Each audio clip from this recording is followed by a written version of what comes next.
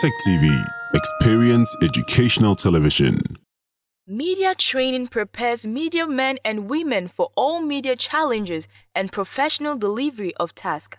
Focus 94.3 FM and Tek TV workers and volunteers organized one-day media training with the aim of strengthening the media publicity of the Kwame Nkrumah University of Science and Technology. The first lecture was given by Dr. Francis Eshun, the head of Department of Communication Design and coordinator of Tek TV, KNUST. So this is what we are thinking of doing.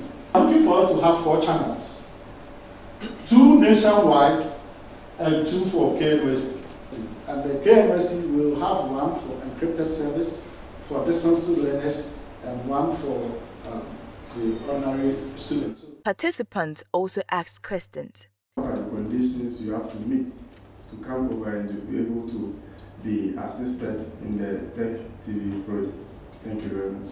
The last lecture was given by Mr. James Akwasi Oberko from the university's Relations Office. Talking about the state-owned media houses and its other affiliates in other regions. So you can talk about GBC, you can talk about GCR, you can talk about Eastern FM and the rest across the country. There are 31 of them.